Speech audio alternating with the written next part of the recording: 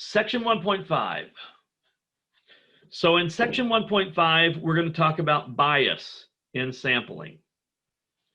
So again, the idea behind chapter 1, I've told you before, we kind of jump around from topic to topic to topic, but the overarching theme of chapter 1 is about data collection, right? So we had a lot of terminology that we had to talk about to start with.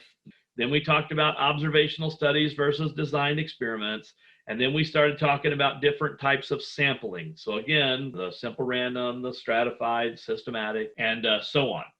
Well, we can do absolutely everything correct from a sampling perspective, and we can still possibly end up with results that don't reflect the population. So if the information from our sample doesn't match what's true about the population, then our sample has bias.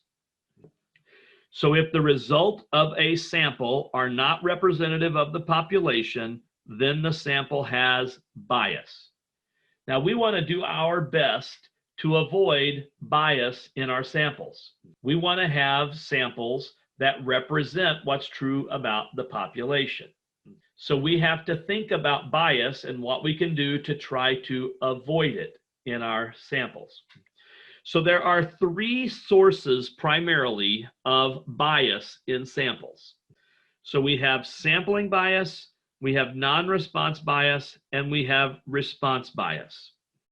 So these are the three main reasons why we end up with bias in our samples. So we're going to talk about what these mean. So sampling bias means that the technique used to obtain the individuals to be in the sample tends to favor one part of the population over another. Sampling bias also results due to undercoverage, which occurs when the proportion of one segment of the population is lower in the sample than it is in the population.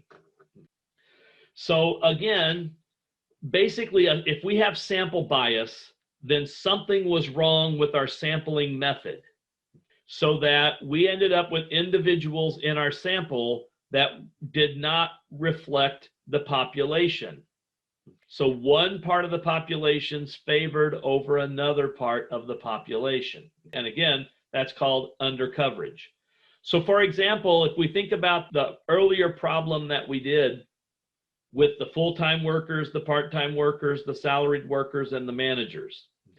Well, if I, in my sample, ended up with a higher proportion of full-time workers in the sample than there are in the population, then that could mean that I end up with sample bias. So it may be that the full-time people don't have the same opinions as the part-time people, morale-wise.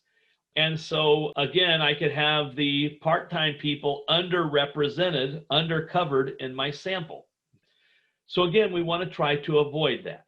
We want to make sure that we end up with the correct proportions. And that's again where like a stratified sampling can help, as long as we're able to determine what the proportions are in the population. With the worker problem, that's pretty easy because we know what the proportions are. If we're talking about like political poll, what's the proportion of Democrat, Republican, Independent? Well, that's a little more challenging to figure out what the true proportion of the population is that identify with Democrats, Republicans, or Independents. Non-response bias. Non-response bias exists when individuals selected to be in the sample who do not respond to the survey have different opinions from those who do. Non-response can be improved through the use of callbacks or rewards or incentives. So I asked you earlier if you've ever received a survey and you haven't done it. I certainly have refused to complete a survey. Not so much refuse sounds negative, but I just didn't want to take time to complete a survey. So I didn't complete it. Now, if it turns out that the individuals who don't complete the survey or who doesn't provide the information, if their opinions are different or if their information's different from those who do complete the survey, then you're going to have non-response bias. I'll give you an example that kind of ties in both the sampling bias but really it's more a non-response bias. So, relatively recent presidential election. It was in 2004. So in the year 2004, presidential election, it was George W. Bush. He was the incumbent running for re-election, and he was running against Senator John Kerry from Massachusetts. So it's every time there's a national election, the news media does exit polls to try to figure out how voters are voting. Okay, and it also obtains other information from voters so they can look at demographics to say, this candidate got the men's vote, this candidate got the women's vote, this candidate got the black vote, this candidate got the Hispanic vote, and those kinds of things. Anyway, so the exit polls during the 2004 presidential election was indicating that John Kerry was going to beat George W. Bush and be the next president. So instead of Bush being reelected, the exit polls were indicating that Kerry was going to be elected. So it actually turned out to be quite the opposite. So again, the news was reporting, based on our exit polls, it looks like John Kerry is going to win.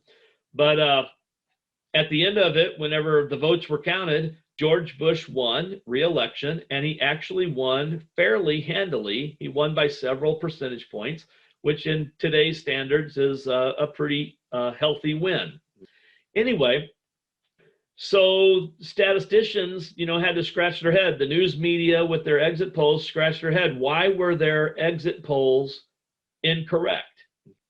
Well, it turns out to be an issue of non-response. For whatever reason, the people who voted for George Bush, who were asked to complete the exit poll survey, generally decided not to in a higher proportion than the people who had voted for John Kerry. So if you can visualize it, a George W. Bush voter is exiting the poll, and the pollster says, "Hey, would you mind to complete the survey?" And the person's like, "No, thank you. I'm not going to do it," and continues to walk. Whereas if it was a John Kerry voter, the pollster approaches them and says, "Hey, would you mind completing the survey?" And the John Kerry voter tended to say, "Sure, yeah, I'll complete the survey," and they complete the survey. So the responses that they got was in a greater proportion favoring John Kerry than in George W. Bush. Not because anything was particularly done wrong, it's just the individuals who voted for Kerry were more willing to fill out the surveys than the people who voted for Bush.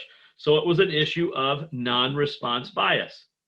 More Kerry voters were accounted for in the survey than Bush voters, and that was the issue. So the pollsters had to go back and scratch their heads and try to figure out how to counter that to get individuals to provide information. Now, I don't think they do this for exit polls, but one way that survey organizations try to get people to respond to surveys when the natural inclination is not to respond to a survey is by using things like callbacks or incentives. I mean, a lot of times now surveys are done through like internet. So you might get an email, right, that asks you to complete a survey. And if you don't complete the survey, then maybe, a week later they say, "Hey, remember we sent you the survey? Please, we'd still like your information. It's not too late." And then another week later, they send it again and they send it again. So they keep giving you reminders to fill it out. So that's one way to improve non-response. And another way is to just flat out entice people with incentives. If you'll complete this survey, we'll send you a $5 Visa gift card, or something like that. If you'll complete our survey, we will enter you in a random drawing where we're going to give away 5 laptops. So you have a chance of winning a laptop if you complete the survey, and so on. So those kinds of motivations can improve non-response. Response bias basically occurs when the recorded answer to a survey question or data that's provided is erroneous. So just to put it sort of bluntly, sometimes people lie, right? And so if the responses that are given are not truthful, then that would be response bias. And it would be an issue if that happens in large numbers. So anyway, types of response bias, it could be interviewer error. So if it's literally a person-to-person interview, the interviewer could somehow persuade the responder to one position or another. So like if the interviewer sort of shows favor or disfavor to responses, then that could affect future responses. And so we have to worry about that kind of thing. Misrepresented answers, again, that's just pretty much lying. Wording of questions, sometimes the wording of questions can be confusing. So if the wording of a question is confusing, then that could lead to incorrect responses. Sometimes the order of the questions can affect responses on subsequent questions, or sometimes the order of the words can affect the responses. And so you can read about that in the textbook, but it really is kind of interesting how studies have been done where two questions are basically asking the same exact question, but if you change the order of the words, it changes the responses. It just happens, and so we have to account for that. Type of question is an open-ended question or a closed-ended question. So if you asked, what's the biggest problem in our country today? Okay, what's the biggest problem facing our country today? If you leave that open-ended, you could get a whole bunch of different responses, right? Or you could close that off. What is the biggest problem facing our country today? Is it the coronavirus? Is it racial tension? Is it issues with other countries? Is it, whatever? We give a list of like maybe 6 or 7 different topics so that they have to pick between those different topics. Well, that could affect the responses as well. And then the last item here is data entry errors. Data entry errors are technically not really response bias. But if we have an error that's recorded in the data, then we can end up with a result from the sample that doesn't represent what's true about the population. So although not technically a result of response bias, data entry errors will lead to results that are not representative of the population. Once data are collected, the results may need to be entered into a computer, which could result in input errors. Or a respondent may make a data entry error. For example, if you're supposed to enter 39 and someone could accidentally type 93 or something like that. So there's all kinds of possibilities for data entry mistakes. It is imperative that data be checked for accuracy.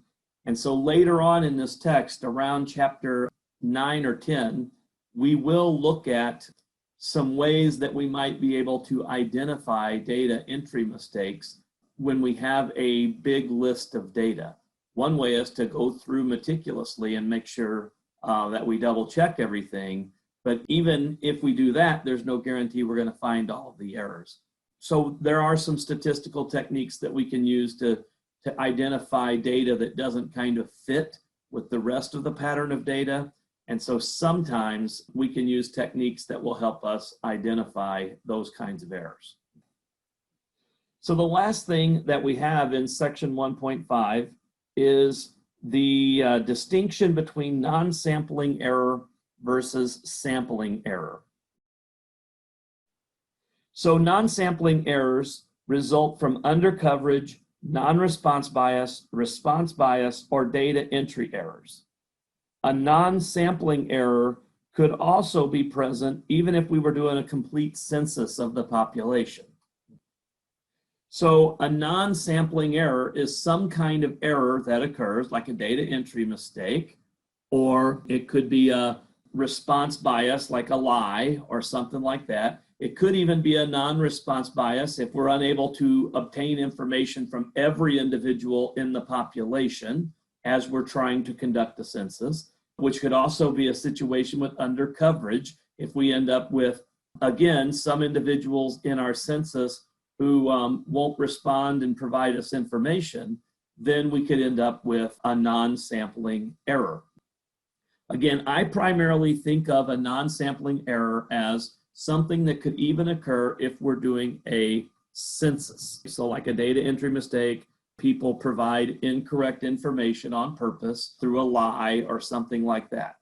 Now, a sampling error, on the other hand, that is a kind of error that occurs simply because we have incomplete information using a sample instead of using an entire census. So the fact that we're using a sample instead of having information from the entire population means we could have sampling error. So sampling error results from using a sample to estimate information about a population. So like when you see a political poll or any kind of a poll, there's usually going to be a margin of error. So a margin of error is provided because of the fact that we're using sampling instead of a census. This type of error occurs because a sample gives incomplete information about the population. So the fact that we use a sample means that we're probably not going to get the exact value of, say, like a proportion or an average because we're using a sample instead of the entire population. We're finding a statistic to predict a parameter, and so there's going to naturally be some error there, and that's called sampling error. So that completes section 1.5, a relatively short section. You should read that section to get a more complete version of what's going on there. I kind of gave you the highlights of that.